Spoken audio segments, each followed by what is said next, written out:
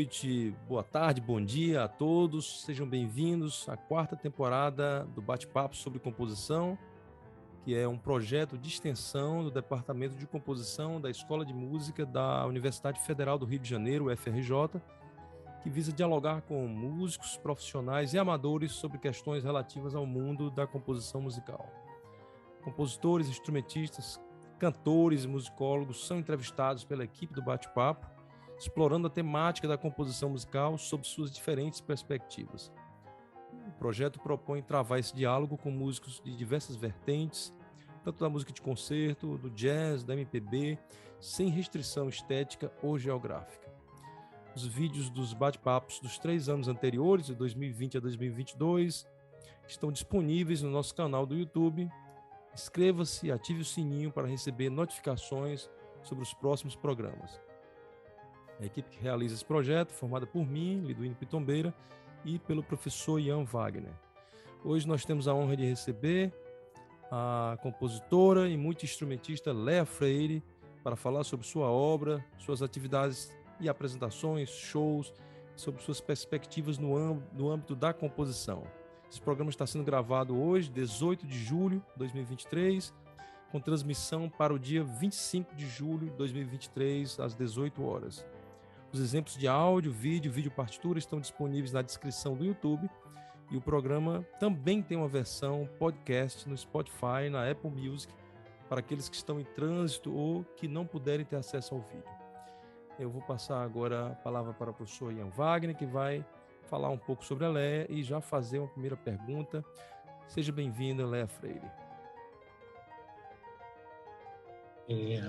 Boa noite, bom dia, boa tarde a todos, todas, em especial uma boa tarde aqui para nossa querida convidada Léa Freire. Muitíssimo obrigado pelo seu tempo, por ter aceito o convite, e vou, como de praxe, ler aqui uma pequena bio da nossa convidada. Né? Léa Freire é flautista, pianista, compositora e arranjadora e é reconhecida pela versatilidade que lhe permite transitar por variados estilos musicais.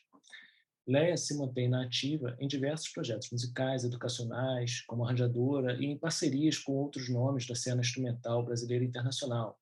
Criou a Maritaca Discos, gravadora que há mais de 20 anos dedica-se a promover o rico cenário instrumental brasileiro, com quase 60 álbuns lançados no catálogo. Ao lado da nata da música brasileira, tornou-se flautista, improvisadora e celebrada compositora.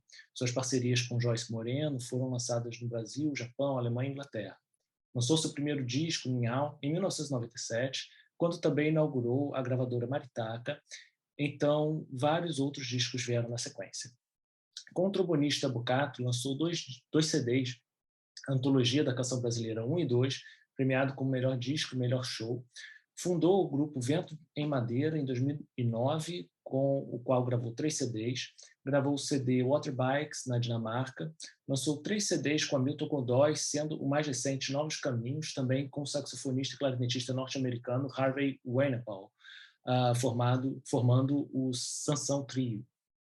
Realizou vários turnês com seus discos nos Estados Unidos, Uruguai, Dinamarca, Argentina, Chile, Portugal e Inglaterra. Em 2020, lançou seu trabalho mais recente, Cine Poesia, disco solo ao piano, acompanhado por uma série de filmes criados por Lukas Wenglinski.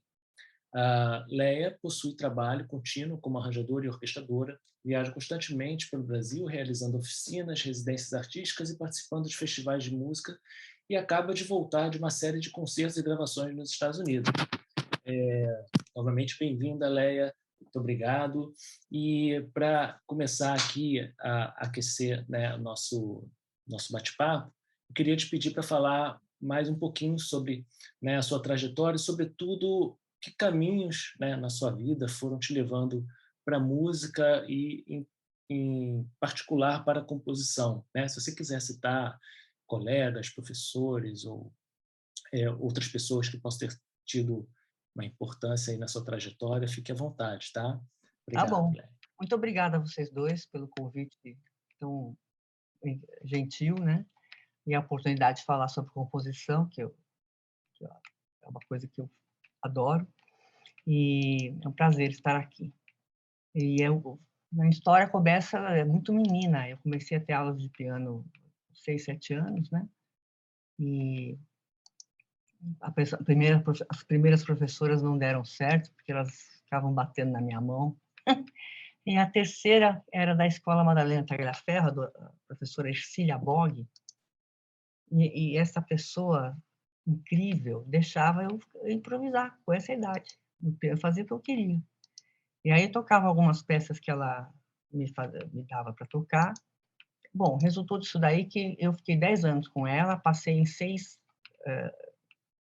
exames, né, de piano, ou seja, estava no 6º ano, em 10, mas, né, ficava tocando as minhas coisas também, ela deixava, entendeu?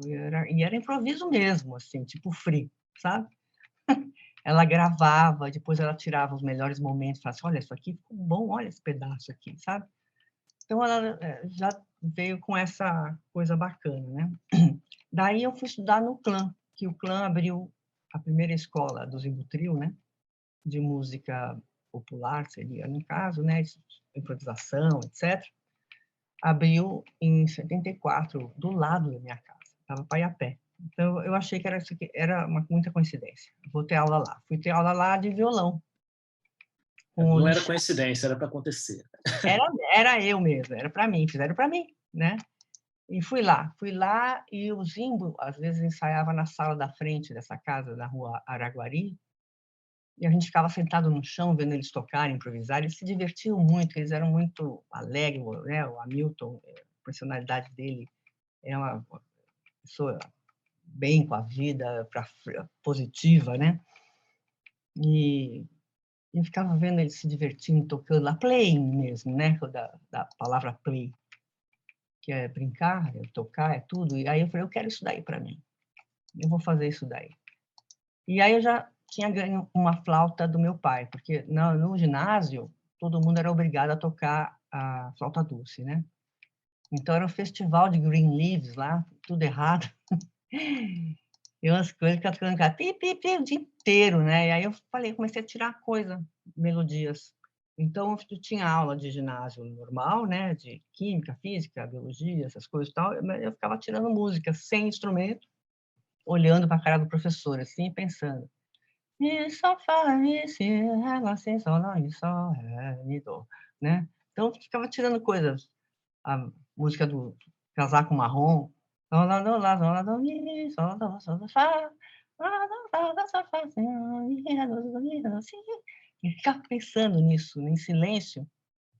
E que foi a melhor coisa que eu fiz na minha vida, porque isso é uma escola de treinamento e percepção que me deixou... Eu não tenho ouvido absoluto, mas eu tenho ouvido bom pra caramba, entendeu? Então, isso me salvou a vida inteira. Isso daí é a minha arma secreta. Porque eu não sabia ler música, lembra? Então, eu ficava lá com o piano, imitando a professora, ela tocava um pouquinho, eu imitava a mão dela, ficava olhando de ladinho, assim, e aí o pessoal trazia umas partituras, eu tinha uma noção, né, do que era aquilo. E aí eu li as 3 primeiras notas, estava lá, mi, ré, mi, ré, mi, ré, já sei o que é essa música aí. Ré, do, ré, do, ré, do, fá, mi, mi, ré, sol, sol, sol, sol, fá, mi, ré. Já sei essa bossa nova, então eu já não preciso mais ler, então, mas ficava olhando para o papel, sabe? Porque eu sou muito mentirosa. Aí o pessoal achava que eu sabia ler, entendeu? Estavam convencidíssimos que eu lia pra caramba. E aí falaram assim, olha, Léa, vem daqui a aula de flauta, não sei o quê. Eu falei, bicho, mas eu mal ganhei a flauta. Eu falei assim, mas você tem que fazer porque o Costita e o Sion não vão dar conta de tanto aluno. Virava um carteirão a fila para ter aula com o povo lá. Né? Fez o maior sucesso a escola. E aí eu dava aula para os principiantes de flauta e para os principiantes de violão, né? Logo assim, no primeiro ano que eu estava lá, no final do ano eu já estava dando aula. E eles falaram assim, olha, vai começar um grupo de solfejo semana que vem e você vai ser a professora. Eu falei, putz, aí, me pegaram. Aí o João Godoy, que é o tio do Hamilton Godoy, ele estava com um método lá, sobrando, passando por aí. O que é isso aí? Não, é que a da divisão, em vez de você dividir, você soma, né? Aquilo me salvou. Porque aí você ficava, pegava aquele grupo de 4 semicolcheias e ia somando. tá, né? E aquilo fez sentido para mim, e aí eu peguei o Bona com o pessoal que não sabia ler e fui do comecinho até o fim, né? Com o povo. Então, aí eu cantava o Bona inteiro. Pronto. E aí comecei a ler que nem louca. É uma coisa boa, mas não é uma coisa ruim. Porque aí todo mundo achava que, porque eu sabia ler, eu só tocava coisas difíceis. Então, eu enchia de nota aquele negócio com as coisas impossíveis para flauta, né? E dava tudo para eu, sabe? Aí, escreve para mim a minha música, porque eu não sei. Sabe assim? Você vira o ghostwriter da população dos músicos de São Paulo, né? Falei, quer saber de uma coisa? Eu não sei mais ler, né? E aí me recusava, partitura nenhuma, não vem. Toca aí que eu vou atrás, né? E isso também foi muito bom. Mais sorte ainda, conheceu o Arismar do Espírito Santo e o Filó Machado, que são dois loucos que nunca fazem a mesma harmonia, o Filó que nem sequer a mesma música. Então, é risco total, né? Então, você nunca sabe que tom que vai ser, não tem problema nenhum. E, para mim, isso daí é maravilhoso, adoro. Tem gente que odeia, eu adoro. E aí, o negócio era improvisar. Sempre foi, para mim, vai ser sempre o lance da improvisação, da criação, composição. Para mim, improvisação é composição ao vivo. Meu negócio não é ficar fazendo escalas do Thesaurus of Scale, ou aqueles clichês que todo mundo tem. Pá, paralá, pi, todo mundo faz isso aí, essas coisas assim. Eu quero fazer a melodia que está na minha cabeça. E para isso tem que ter percepção, né? Então, você chega na roda de choro, você sabe que tom que tá, nem interessa se você conhece ou não o choro. Se você prestar atenção na harmonia, você fica improvisando naquilo ali e tchau, né? E se vira. Então, essa é a minha arma secreta e com isso que eu vivi. Porque eu não sou virtuosa, eu não tenho a rainha das velocidades. Até cheguei a tocar coisas muito difíceis no começo dos 20 anos, né? E é isso. Então, eu estudei bastante instrumentos variados, cantei em coral dos 15 aos 30 anos, um repertório mais louco. Tinha desde música contemporânea tocada com instrumentos domésticos, né, com aparelhos domésticos, que a enceradeira fugiu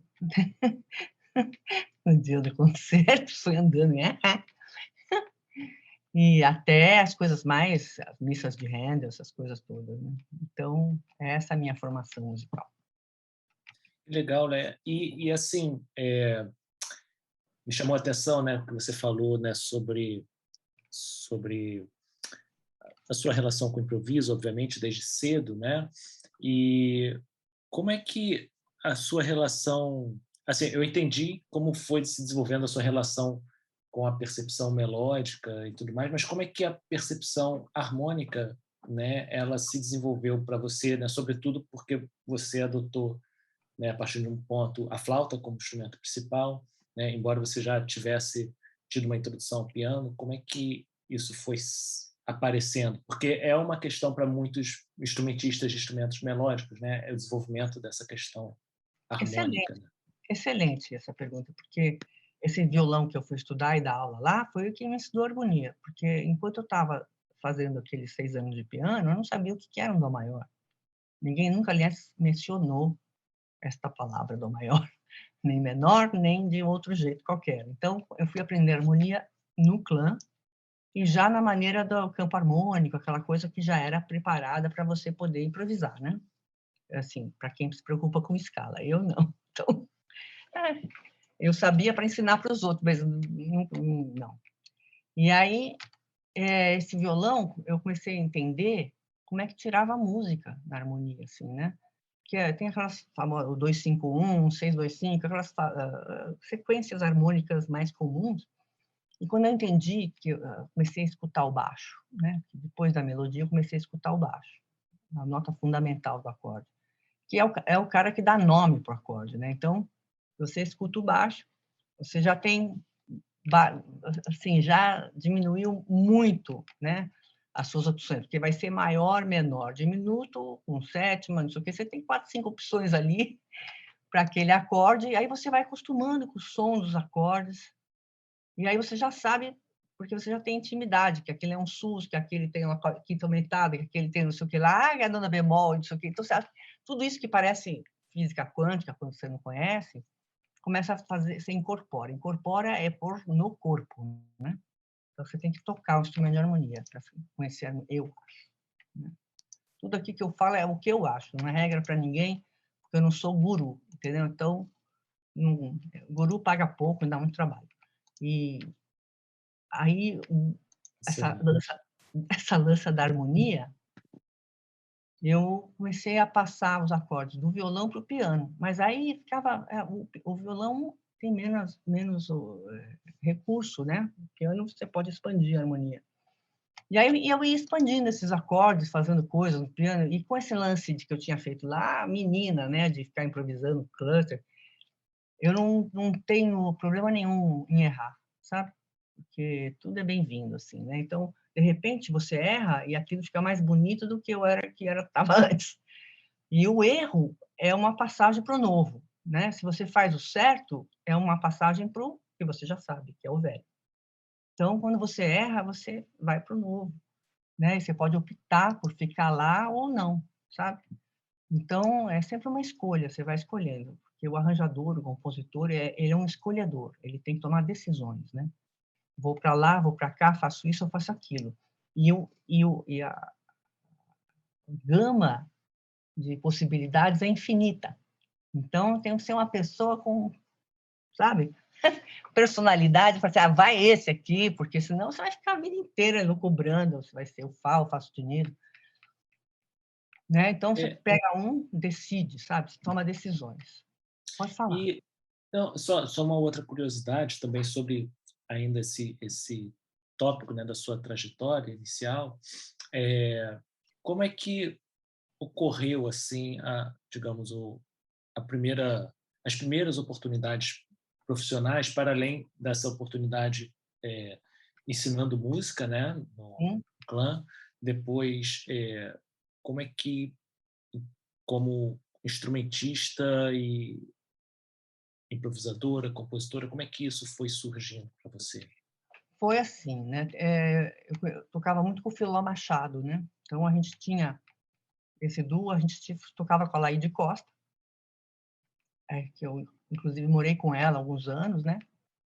E então tinha esse trio que a gente viajava, tem histórias maravilhosas sobre essas viagens incríveis, né? A Laíde Costa naquele tempo. A Laíde agora está fazendo o disco que nem louca, está por aí, né? Tá com 86 anos. É maravilhosa. E o Filó, ele me apresentou para o dono oh meu Deus, do Jogral, que era a boate da época que fazia tudo, né? Tinha vários lugares com música ao vivo a noite inteira. Então tinha 3, 4 bandas em cada casa dessas, né? E em muitos casos tinha músico que dobrava, tocava em uma, e aí saía correndo, tocava da outra. Era uma coisa assim bem bacana, tinha bastante música ao vivo. E aí ele me apresentou para o dono do Jogral e para o Chorão que tinha lá, né, o Evandro, do bandolim, no regional de choro dele, tocava lá e falava, vem tocar choro com a gente.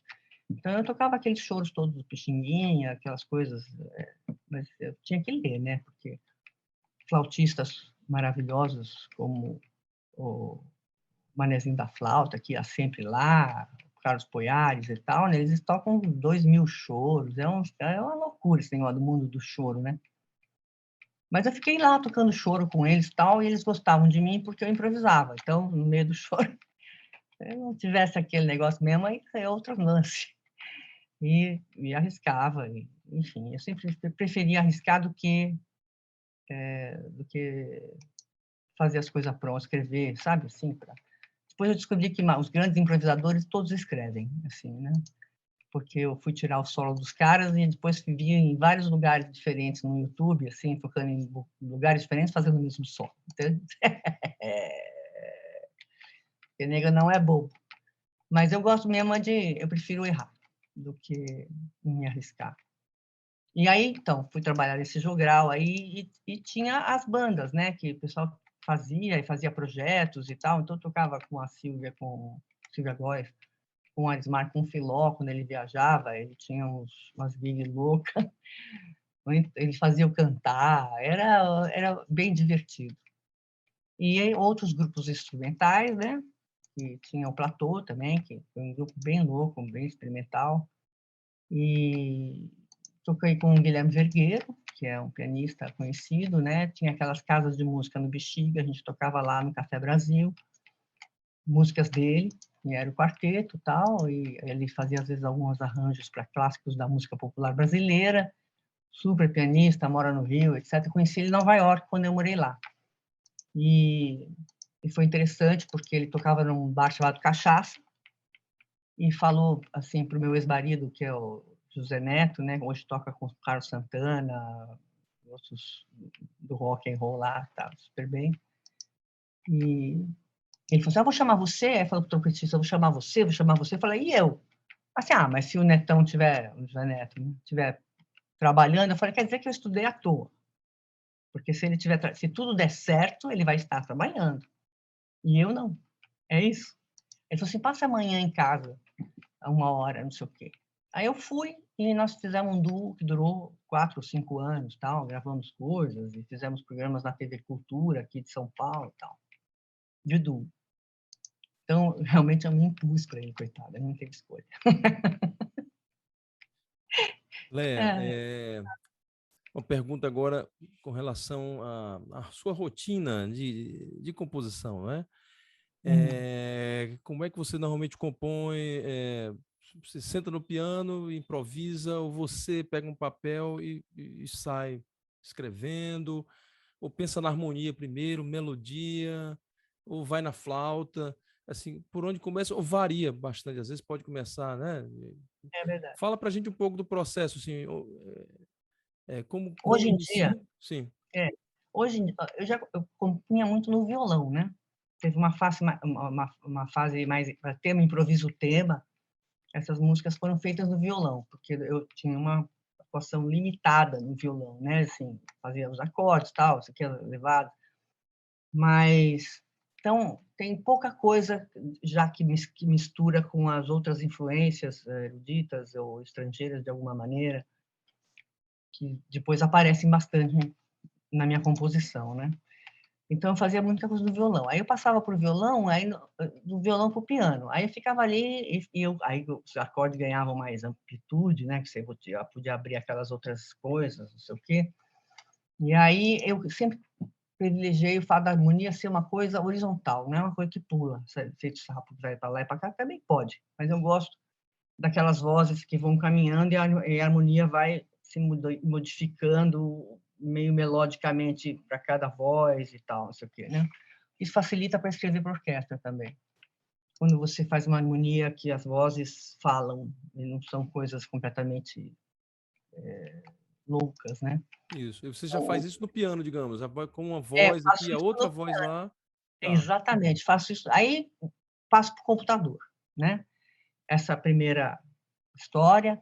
Aí no computador eu tenho ideias. Estou ouvindo aquilo aí no Sibelius, sei lá, em qualquer outro software, eu fico enfiando coisas lá dentro. Aí eu tento enfiar essas coisas no piano. Dificulta um pouco o piano. Tem umas peças bem difíceis para piano, que tem 3, 4 vozes, tudo rolando ao mesmo tempo. E aí vai e volta, vai e volta. Aí tem uma hora que eu abandono, eu falo, chega. Porque senão aquilo não acaba nunca, né? Então eu abandono, eu falo assim, acabei, parei você, next, tá? E aí eu faço a versão final para o software, gravo ali e tal, e se quando puder eu gravo o piano solo disso daí, que a minha ideia agora é ter tudo com piano solo, né? Então eu tenho pego coisas antigas dessa fase tema, improviso, tema, e feito desenvolvimentos também agora, né? Porque agora acho que eles ficaram peladinhos e agora tem que dar mais uma roupinha, botar mais um negócio, sabe? Fazer, sei lá, dá vontade de fazer. Eu tenho, agora que eu estou aposentada, né? Não tenho que correr para nada, sabe? Então, eu só faço o que eu quero quando eu quero, se não chover. Eu tô que nem a dona Cotinha lá dos Caim, lá do Dorival Caim. Então, eu tô veinha e fico em casa, tem aqui, esse é meu estúdio, né? e tem meus piano, tem baixo, tem bateria. Essa pandemia eu estudei bateria, porque eu acho importante também você manter esse lance, né? Eu acho que eu adoro a música toda. Não tenho esse negócio de prateleira, para mim, dificulta a minha vida, sabe? Eu gosto de free, eu gosto de série, eu gosto do decafonismo, eu gosto de serialismo, eu gosto dessas coisas novas que estão falando aí, de cordas, não sei o quê. Mostra para mim, eu gosto, entendeu? E vou usar de acordo com o meu gosto pessoal, né? Não vou aceitar a regra de ninguém manda em mim, eu faço só o que eu quero, né? E é isso. Então, não é para... eu tenho uma necessidade visceral com a música. Quando eu fico sem, eu fico doente. Doente de remédio tarja preta. Não é doente gripinha. Então, eu fui no médico e ele deu a receita. Você precisa tocar, precisa isso, precisa aquilo. Eu falei, escreve aí. E pendurei no quadro e pus na parede. Entendeu? Porque aí, vixe, eu estou obedecendo o meu médico. Sou uma paciente obediente, entendeu? Então, eu quero tocar, eu preciso tocar. Nasci assim. Então, quando era menina, eu sonhava em ser uma flautista careca. Hoje eu consegui. Mas aí, assim, outra coisa da rotina. Todo dia de manhã, por exemplo, você senta no piano e trabalha por tantas horas e produz algo. Quando eu estou me sentindo bem, sim.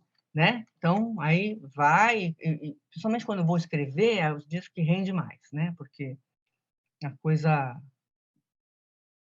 vai desandando, porque você vai e volta, né? Senta aqui no computador e vê aquilo tocando, tem aquela ideia, escreve outra ideia, aí volta para o piano. Dá para tocar isso? Sabe? Porque também às vezes não dá, né?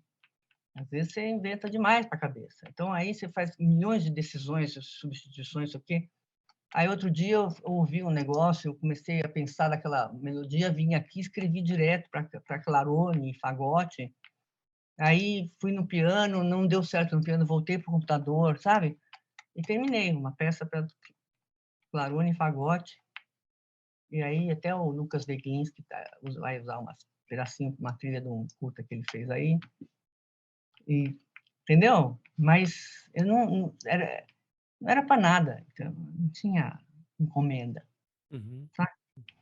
Então, às vezes eu faço por encomenda, eu escrevi para a NFA agora que é esse encontro, né, de flautistas aí que vai ter em agosto, né, de dia 3 a 6 de agosto agora em Phoenix, lá no Arizona, onde eu vou ser a grande homenageada, muito honrada, né? Então, vão tocar... Parabéns pela homenagem. Obrigada, Fala um pouco mais sobre isso aí. Você vai sair na capa da revista Flutista, não Tá, é isso? tem uma revista da NFA, que é National Flute Association, que se chama The Flutist, né? E eu sou a capa, o principal artigo da revista sou eu, minhas coisas, tal, escrito pela Jane Lenoir, que é uma flautista americana também renomada e que toca minhas coisas também já, e que foi a primeira pessoa que me levou para os Estados Unidos, né? Já em 2016, para você ter uma ideia como é recente. E então, vai ser uma coisa assim, super bacana. Vou tocar coisas sinfônicas minhas, vou tocar coisas, arranjos para uma big band de flautas, que é do Japão. Vão tocar, tem roda de choro de uma noite brasileira lá, que vão tocar coisas minhas, com o Alessandro Penese, com o Vitor Gonçalves, com a Clarice Castro, um monte de brasileiro que mora lá. E a Jane Lenoir, que também toca choro muitíssimo bem.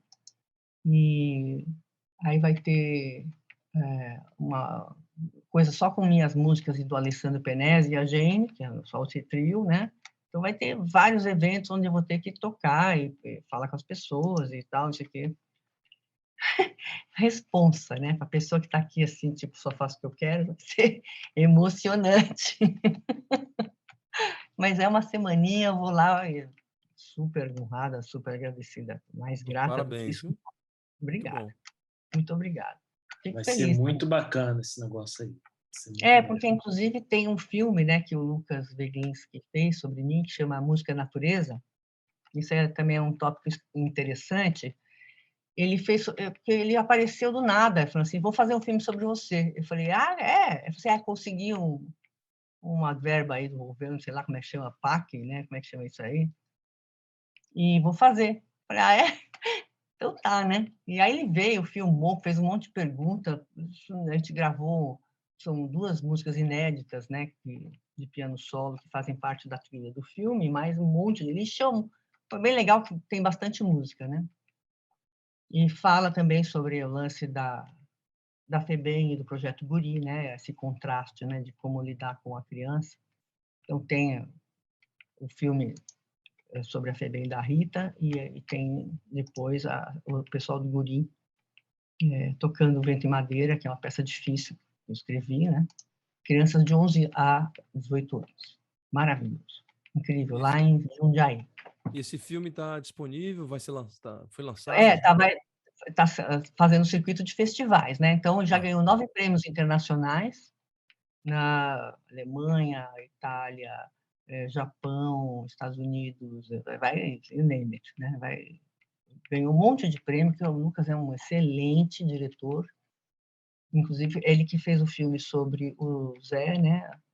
Do Oficina, Zé Celso, que vai ter essa pré-estreia agora, porque o filme está pronto e aconteceu essa tragédia, né? E aí vai ter esse filme aí, acho que inclusive é no dia que passa isso aqui, né? Acho que é por aí. E vai ter, então, a passeata que sai da oficina e vai até Augusta para falar sobre o filme. E tem, inclusive, também ganhou um prêmio para caramba. Esse ganhou 17 prêmios internacionais. Então, o meu documentário ganhou 9 prêmios internacionais e nenhum no Brasil. Só para... Ok?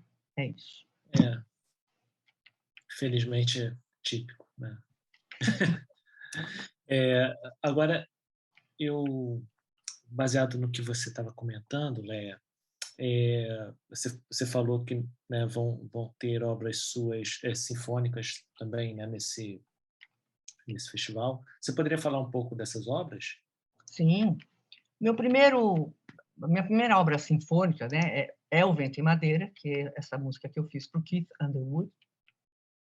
Então, até menciono o nome dele, é sobre a madeira, né? Underwood, aí eu fiz o Vento em Madeira, né? Vento, flauta e tal, isso aqui. Uhum.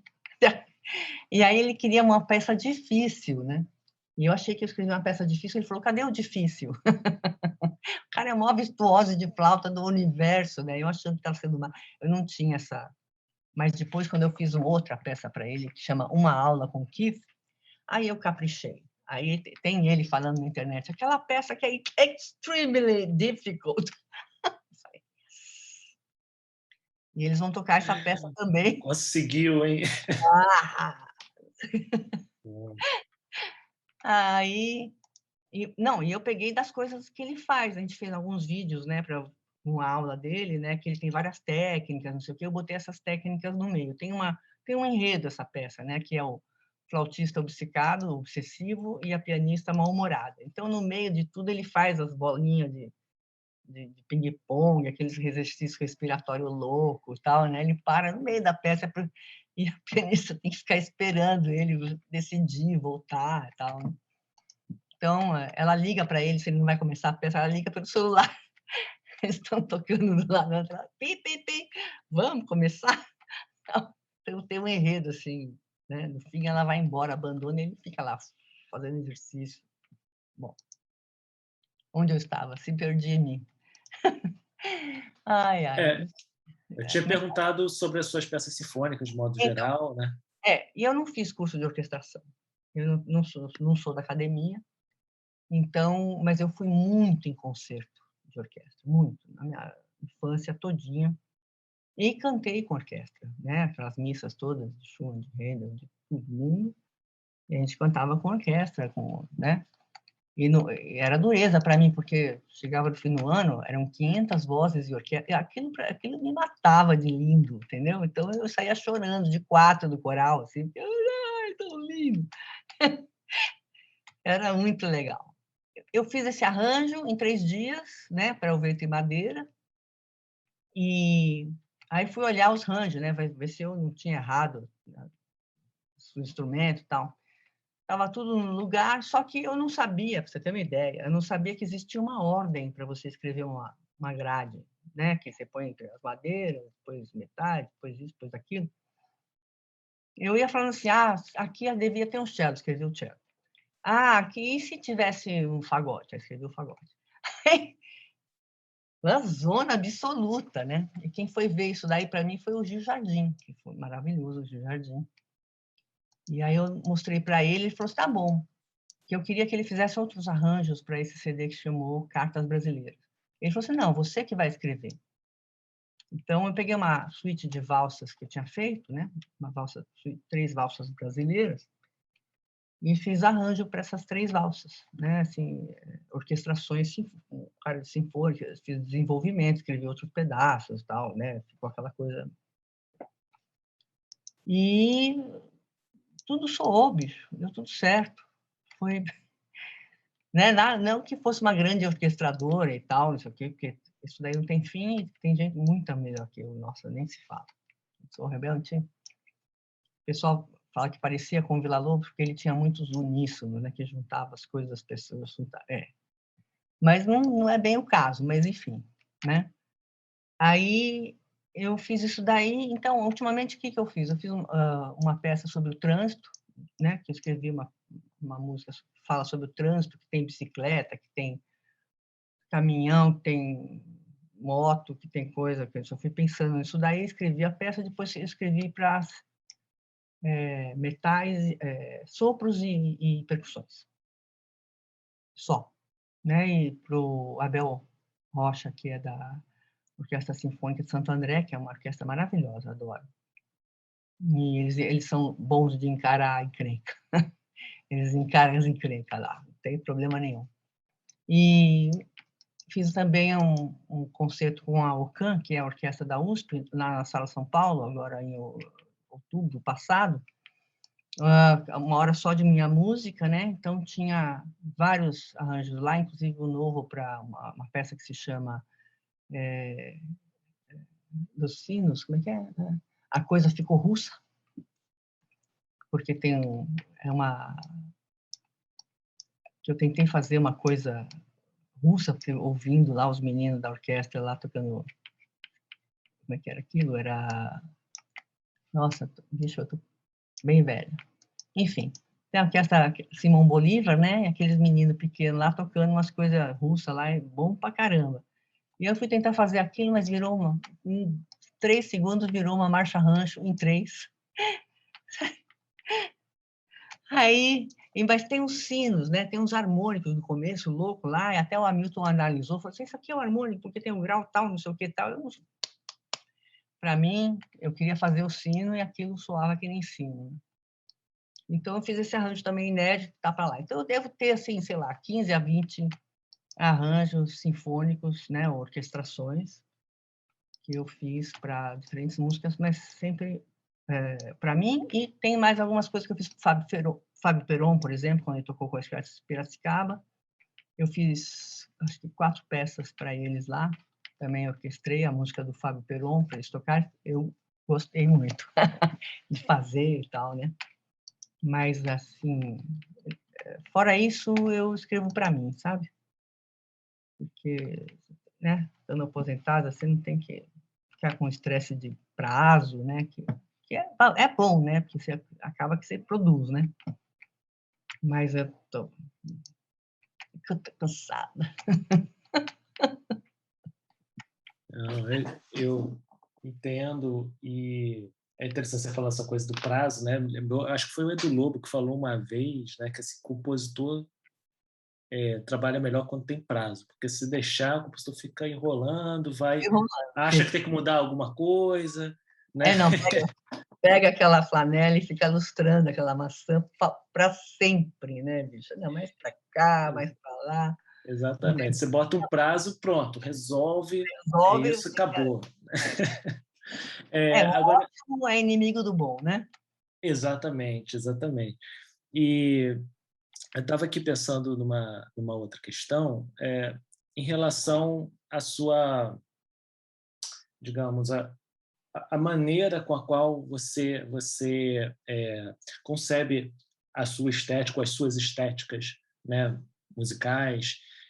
Você falou, né, que gosta, né, de diversas técnicas e estéticas musicais diferentes, e você eventualmente se inspira em algumas delas, né? E como que você hoje, né, você talvez consiga ter uma visão um pouco da sua trajetória, assim, desse aspecto mais estético, né? Como que você enxerga que essas influências que você foi, de alguma maneira, selecionando ou foram afetando você, como que você enxerga isso ao longo da sua carreira? Eu fui muito pelo que eu gosto, né? O que me faz feliz, né? Eu preciso me emocionar com aquilo ali. A harmonia tem que me surpreender, né? Não pode ser aquela coisa... a coisa mântrica me cansa rapidamente, né? Então, eu tenho que ter momentos mântricos, sim, mas eles têm que passar, né? Então, tudo o caminhar. Eu quero que a coisa ande e que seja, às vezes, surpreendente, às vezes relaxante. Aquela coisa yin e yang, né? Você morde, assopra, é tenso, é relaxado. Você tem que dar... Senão, eu não quero fazer a pessoa dormir, nem ficar muito brava, nem ficar muito... Sabe, assim? Eu quero que ela faça um percurso. É como um solo. Quando você vai improvisar, dentro mesmo da padrão jazz de improvisar, você tem um chorus, que é aquela harmonia do tema, né? Ou outra harmonia que escolherem no arranjo. Mas tem aquele pedaço que é o seu, que você ou vai repetir, ou vai ser contínuo, ou whatever, tá? É ali que você tem que desenvolver. E você tem que criar dentro disso daí uma ideia, né? Você tem que fazer um enredo, você tem que, sei lá, ou você já sai que nem louco e vai que nem louco até o fim, ou você vai fazer um crescendo e vai depois entregar num diminuendo, que você tem que entregar esse solo, você não pode... Fica aquele, oh, né? Então, você tem que entregar, você tem que planejar e tal, não sei o quê. E dentro da harmonia tradicional do jazz, não sei o quê, você tem aquela harmonia, né? Que você pode até fazer o outside da harmonia, mas faz parte da análise harmônica, não sei o quê, lá. Então, eu comparo, né, a liberdade que você fala do improviso, não sei o quê, nessas condições que eu estou explicando agora, com a liberdade que você, quando está voando no avião, você tem. Qual é a liberdade que você tem? Ir e voltar do banheiro. Pronto. É isso. Entendeu? Então, você está sujeito a um monte de regra quando você está improvisando. Então, não é uma coisa solta assim, que, ai, sei lá, fiquei louco, tomei um ácido, Não, de jeito nenhum. E, no caso do avião, aquele imenso buraco que vai lhe acompanhando o tempo todo durante a viagem, né? Exatamente. Você está voando ali, você pode estar indo para Bali, que é maravilhoso, nossa, lindo. Mas a única liberdade que você tem ali durante o voo é ir e voltar do banheiro e acabou.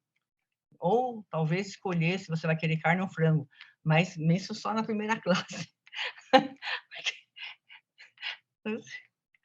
Na Né? executiva é sanduíche de pastrami. Assim. É. E é isso, você pode escolher entre comer ou não comer, né? Adorei Então, essa analogia. Não sei se você está você sujeito. concluiu o seu raciocínio aí, mas eu queria te perguntar alguma coisa sobre o que você está ouvindo ultimamente, ou lendo, ou assistindo, ou cinema, assim, e que isso certamente alimenta também a sua composição, né? Me apaixonei por um pianista chamado Jacques Terrasson, que é um francês, que tem uma obra bastante extensa, e ele é o cúmulo do bom gosto, e ele sensacional. Ele é um virtuose, ele é compositor, ele é arranjador, e ele junta coisas que você dizia, não vai dar certo isso, e dá, né? Então, ele junta Amy Winehouse com o Bolero de Ravel, fica lindo, sabe? Faz arranjos de tudo quanto é coisa, não tem preconceito nenhum com nada, ele transforma as coisas e fica uma delícia. O cara toca muito. E o improviso dele, o cara é o cara que melhor utiliza o outside. É uma coisa maravilhosa. Então, ele sabe a hora de ir e a hora de voltar, porque o outside é exatamente criar essa tensão e ir, né, para depois voltar. Porque o gostoso, né, é quando você vê que aquela coisa foi, voltou, aí ficou aquele pedacinho, foi de novo, não, olha que louco que ele está indo, voltou.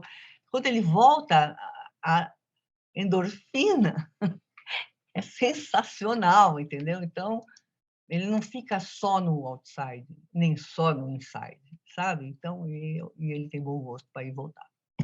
É isso. E desses caras mais antigos, assim, qual é que você... Bill Evans, Bill né? Evans. Né? Que é o precursor do Jacques Terrasson, né? Certo. E, e aí, o Wayne Shorter, eu acho que ele, como compositor, arrasou. Até eu acho que, de uma certa maneira, o que eu gosto terminou com ele, né? Porque depois vieram os improvisadores mais agressivos, né? Que é tudo em acorde alterado. Então, o tema era relegado ao quinto plano, podia ser qualquer papum, papum, papum, bora improvisar. Ei! Acorde alterado. Então, era uma sequência de acorde alterado e os caras fazendo coisa. O acorde alterado aceita tudo, né? Então, não adianta você mudar de acorde alterado, porque fica tudo igual, entendeu? Se você não vai para um outro tipo de acorde, se é tudo alterado, aí você não tem novidade nenhuma, aquilo não muda, aquilo é chato, aquilo é, tá, bom dia, bom dia, bom dia, bom dia, bom dia, bom dia.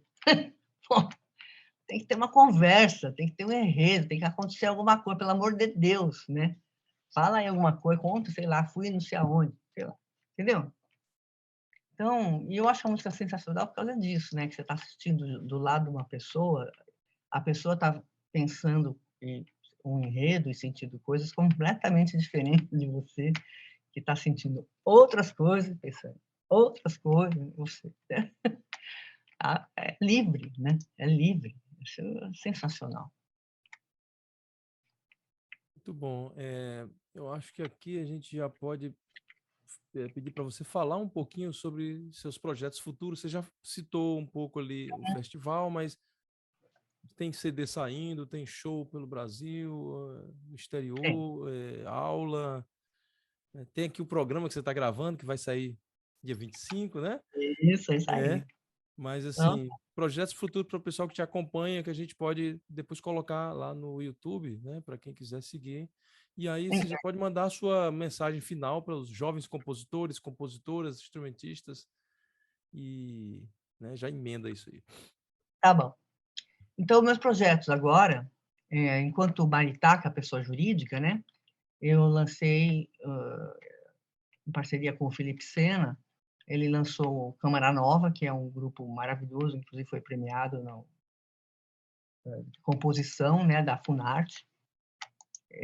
O Felipe com a peça dele e eu com a Turbulenta, a gente foi premiado na Bienal de Composição da Funarte, ano retrasado, se não me engano.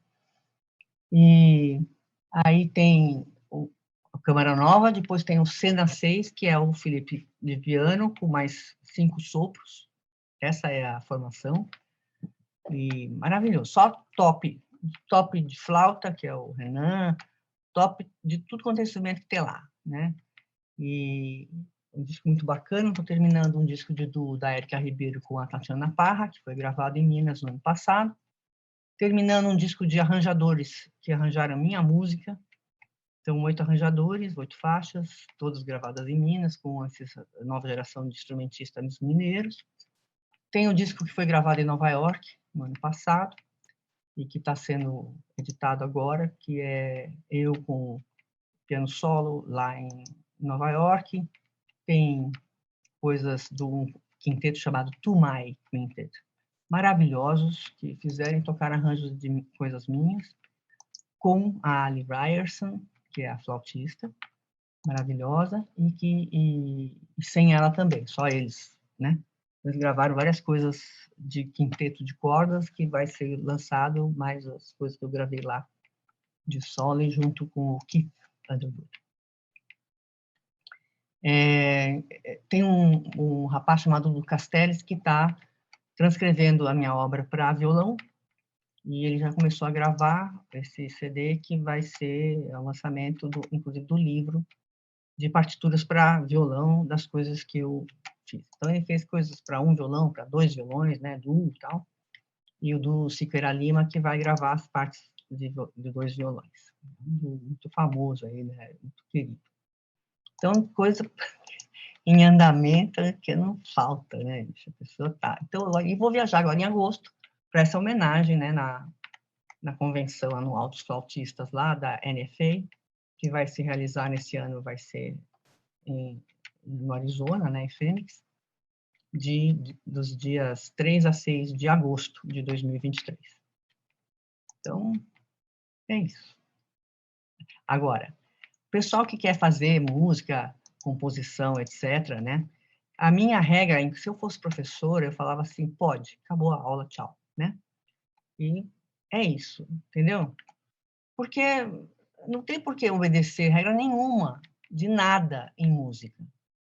Você tem que obedecer a sua regra, pessoal, que é a sua voz. Aí você cria a sua identidade, entendeu? E todo mundo sabe que é você que escreveu aquilo, porque você é único.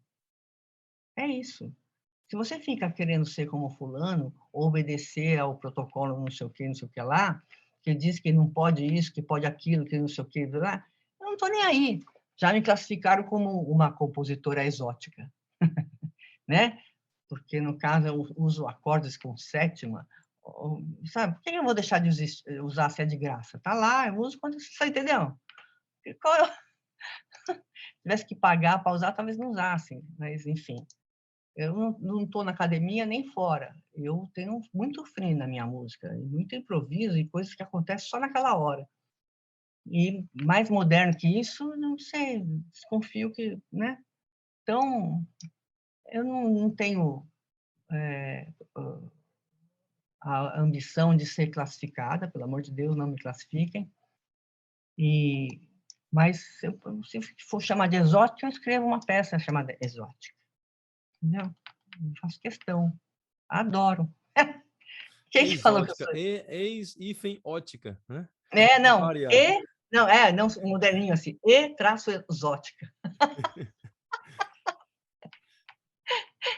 Ai, meu Legal. Deus, falar. Obrigada, Pes- viu, pelo Não, convite. Obrigada, pessoal, que está assistindo. muito obrigado pela esse tempo aí que você dedicou aqui ao projeto, né? Falando da sua Bem obra. alegre. E eu queria agradecer, então, a todos que estão escutando agora, né? Que estão vendo e escutando agora. Tem os links embaixo sobre a obra da Leia, uma obra extensa, né? Eu conheci a Leia através do meu amigo Heriberto Porto, flautista também, que eles estiveram também aqui na Unirio ano passado, né? Tem um encontro de flautas aí maravilhoso. Pois é, exatamente. Que a Leia tocou piano, foi mais piano que você tocou, né? Era Piano. acompa- acompanhando O o Heriberto. Heriberto, né? Então é isso, pessoal. Até o próximo programa nosso, que vai ser em agosto. Agradeço mais uma vez a Leia. Se o Ian quiser dar uma última palavra. Só reforçar aqui o agradecimento à Leia, foi uma satisfação muito grande tê-la aqui com a gente, e reforço aí, né, o pessoal que está assistindo aqui ao nosso programa para que acompanhem, né, que conheçam a obra da Leia, em primeiro lugar, aqueles que ainda não conhecem, e que acompanhem também os lançamentos mais novos dela. Tá? Obrigado a todos e todas, e a gente se vê então na próxima edição. Tá bom. Abraço. Abraço.